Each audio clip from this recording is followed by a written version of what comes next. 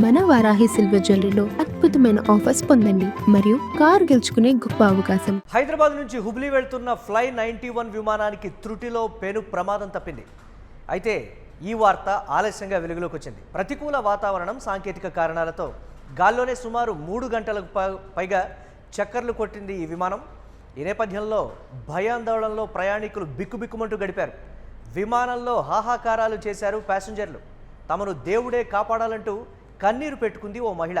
ఆ video social మీడియాలో వైరల్గా మారింది. ఆదివారం మధ్యాహ్నం 3 గంటల 30 నిమిషాలకు 22 మంది ప్రయాణికులతో కలిసి హైదరాబాద్ నుంచి హుబ్లీ బయలుదేరింది ఫ్లై 91 విమానం.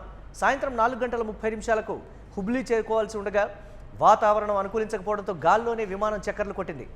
చివరకు బెంగళూరుకు విమానాన్ని తరలించారు. తిరిగి బెంగళూరు నుంచి సాయంత్రం 6 గంటల 30 నిమిషాలకు హుబ్లీకి చేరింది ఆ విమానం. ఘటనపై క్లారిటీ ఇస్తూ ఫ్లై 91 విమాన సంస్థ ఒక ప్రకటనను విడుదల చేసింది.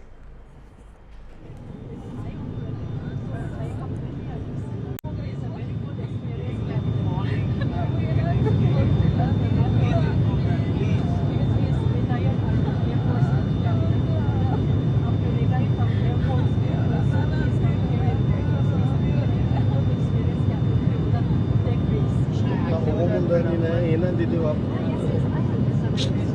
ಏನೇನು ಮಾತಾಡಿ ನಾವು ಫ್ಲೈಟ್ ಹತ್ಕೊಂಡು ವಿಚಾರ ಮಾಡಿ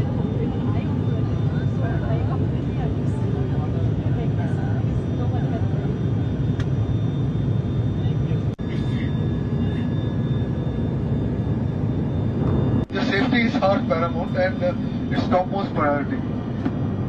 We are holding. Oh my God!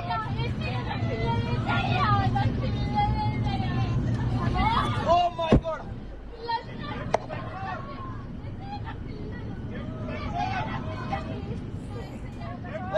UTV screen మీద ఎక్స్క్లూజివ్గా చూస్తూ ఉన్నాం.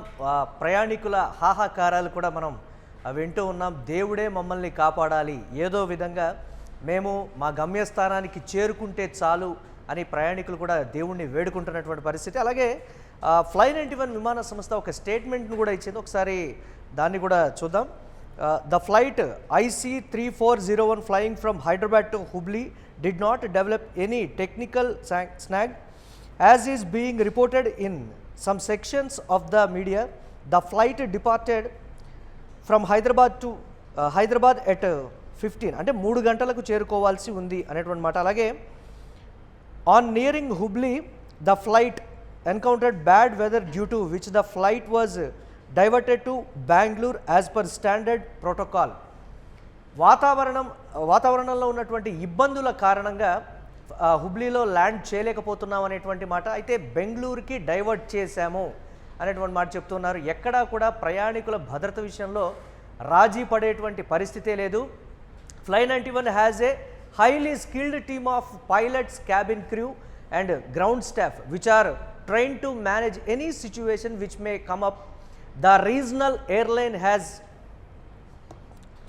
on impeccable safety record అనేటువంటి మాట. ఎంతో అనుభవం ఉన్నటువంటి స్కిల్డ్ పీపుల్ కానీ, క్యాబిన్ క్రూ కానీ, పైలట్లు కానీ ఉన్నారు. ప్రయాణికుల భద్రత విషయంలో ఎలాంటి రాజీ పడే ప్రసక్తే లేదు అని కూడా స్టేట్మెంట్ ఇచ్చినటువంటి పరిస్థితి ఉంది. దీనిపై మరిన్ని అప్డేట్స్ మా కరెస్పాండెంట్ సత్య అందిస్తారు. సత్య, తప్పు మాదైతే కాదు, బ్యాడ్ వెదర్ కారణంగా ఈ ఘటన చోటు చేసుకుందంటూ కూడా ఒక క్లారిటీ ఇచ్చేటువంటి ప్రయత్నం అయితే చేసింది. కానీ వారు చెప్తుంది ఏంటంటే ప్రయాణికులు సాంకేతిక కారణమే మాకు ప్రధానంగా అర్థమైంది, మాకు కనిపించింది. వారు మాకు అప్పుడు చెప్పినప్పుడు కూడా ఒకంత సాంకేతిక కారణాల వల్లే ఇది ఇబ్బంది కలిగింది అనేటువంటి మాట కూడా చెప్పారని ప్రయాణికులు చెప్తున్నటువంటి సిచ్యువేషన్. ఏవియేషన్ శాఖ దీనికి సంబంధించి ఏమైనా స్పందించిందా? అప్డేట్స్ ఏంటి? హైదరాబాద్ నుంచి హుబ్లీకి వెళ్తున్నటువంటి ఫ్లై 91 విమానం అయితే దాదాపు 3.5 గంటల పాటు మరి గాల్లోనే తిరగాల్సి వచ్చిన పరిస్థితి అయితే కనబడింది. ప్రస్తుతం ఏదైతే హైదరాబాద్ నుంచి ఇక్కడ ఉన్నటువంటి హైదరాబాద్ విమానాశ్రయం రాజీవ్ గాంధీ ఇంటర్నేషనల్ విమానాశ్రయం నుంచి మరి హుబ్లీకి వెళ్తున్నటువంటి విమానం అక్కడ ల్యాండింగ్ సమయంలో దాదాపు గంటన్నర సమయంలోనే అక్కడికి చేరుకోవాలి. ఇక్కడ 3 గంటలకు బయలుదేరినటువంటి విమానం 4:30కే అక్కడికి చేరుకోవాల్సింది. అయితే ల్యాండింగ్ సమయంలో అక్కడ వాతావరణం సహకరించకపోవడమే ప్రధాన కారణంగా మరి అక్కడ శాఖ అంటే వాళ్ళైతే చెప్తా ఉన్నారు. సో ప్రధానంగా ఆ ల్యాండింగ్ సమయంలో వాతావరణ సిగ్నల్ సరిగా లేకపోవడం, సో ఆ ల్యాండింగ్కు సహకరించకపోవడంతో ఒకసారిగా అలర్ట్ అయినటువంటి పైలట్లు మరి మొత్తం కూడా విమానాన్ని వెనక్కు తిప్పుకొని పెద్ద ఎత్తున ఏదైతే దాదాపు 3.5 గంటల పాటు గాల్లోనే తిప్పారు. ఆ గాల్లో మరి మాంగ్లోడ్, దావనగేరే, శివమొగ్గ ప్రాంతాల మీదుగా మొత్తం 3.5 గంటల పాటు అక్కడే తిప్పిన పరిస్థితి ఉంది. ఈ 3 గంటల పాటు కూడా ప్రయాణికులు పెద్ద ఎత్తున భయాందోళనలో మునిగిపోయిన పరిస్థితి ఉంది. సో గాల్లోనే ప్రాణాలు గాల్లోనే పోతాయా అంటూ కూడా మరి అక్కడ ఆర్తనాదాలు పెట్టిన పరిస్థితి ఉంది. ఎందుకంటే 3 గంటల పాటు ఏమీ చేయలేని పరిస్థితి. 3 గంటలు కూడా ఫ్లైట్ మొత్తం కూడా గాల్లోనే తిరుగుతుంది. ఎందుకంటే గంటన్నరలో ఇక్కడ హైదరాబాద్ నుంచి అక్కడికి గంటన్నర సమయంలోనే ల్యాండ్ అవ్వాల్సిన విమానం మరి 3 గంటలు కూడా గాల్లోనే తిరిగింది. సో కొంత ఆందోళనకరమైనటువంటి సిచ్యువేషన్కి వెళ్ళిపోయిన పరిస్థితి ఉంది. కొంత ఎమోషనల్ అయిన పరిస్థితి కనబడతా ఉంది. అక్కడ కొంత ఆర్తనాదాలు కూడా మరి దేవుడా మమ్మల్ని నువ్వే కాపాడాలి అంటూ కూడా వాళ్ళు మాట్లాడుతున్నది. కొంతమంది ఎమోషనల్గా ఫ్యామిలీస్కి మెసేజ్ పెట్టిన పరిస్థితి అయితే కనబడతా ఉంది. సో మేము ఒకవేళ ఇట్లాంటి సిచ్యువేషన్ ఉంది, సో మాకు ఎలాంటి పరిస్థితి ఇక్కడ జరగబోతుందో మరి చూడాలి అంటూ కూడా ఎమోషనల్గా వాళ్ళ ఫ్యామిలీస్కి కొంతమంది మెసేజ్ పెట్టిన పరిస్థితి కనబడతా ఉంది.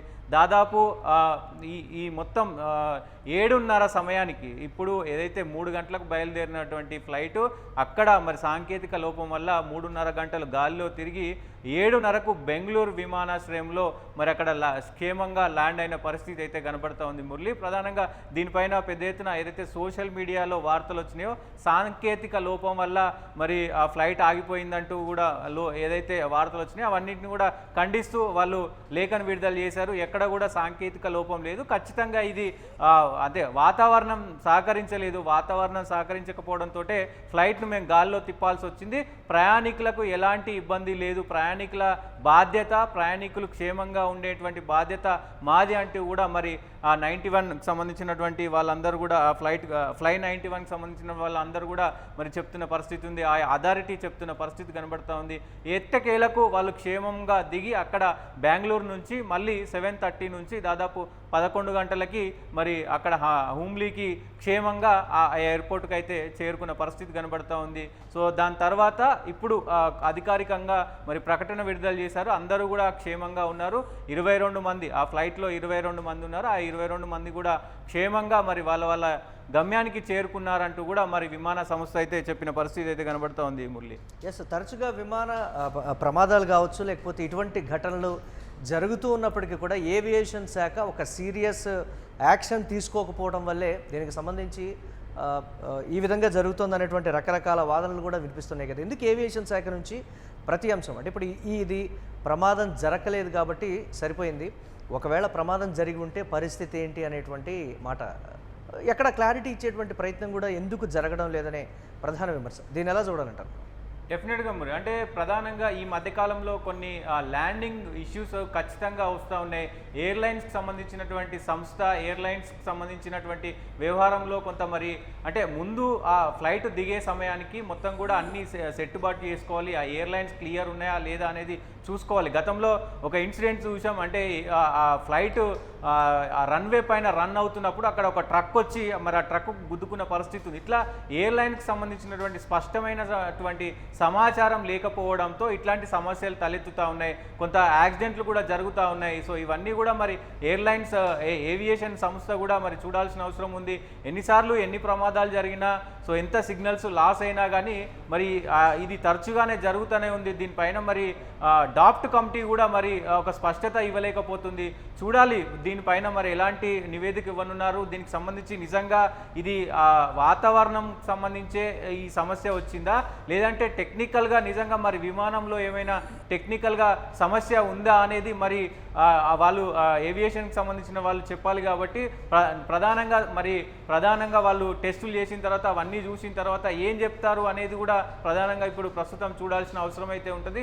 దాంతోపాటు తరచుగా ఈ విమానాలకు సంబంధించి ఈ సిగ్నల్స్కు సంబంధించి కొంత ఇదైతే కనబడతా ఉంది. ఈ వాతావరణానికి సంబంధించి కూడా వాతావరణంలో సడన్గా మార్పులు వస్తున్నాయి కాబట్టి ఆ మార్పుల వల్ల కూడా ఇట్లాంటి సమస్యలు తలెత్తుతున్నాయంటూ కూడా మరి విమానయాన శాఖకు సంబంధించిన వాళ్ళు చెప్తున్న పరిస్థితులు కనబడుతున్నాయి. ఏదేమైనప్పటికీ ఈ ఈ 22 మంది క్షేమంగా బయటపడడం, 22 మంది కూడా మరి క్షేమంగా బయటికి వచ్చి వాళ్ళు అంటే వాళ్ళు ఆ ఫ్లైట్లో ఉన్నప్పుడు 3.5 గంటల పాటు అక్కడ గాల్లో తిరుగుతున్నప్పుడు వాళ్ళు ఊహించుకున్నది, వాళ్ళు అనుకున్నది పెద్ద, ఎందుకంటే ఫ్యామిలీని పెట్టి బయటికి వచ్చినారు. సో మరి బతికి బయటికి వెళ్తామా లేదా గాల్లోని ప్రాణాలు గాల్లోనే ఎగిరిపోతాయా అనే అన్ని కోణాలు బయటకు వస్తాయి కాబట్టి సో అదృష్టం అనే చెప్పుకోవాలి మురళి.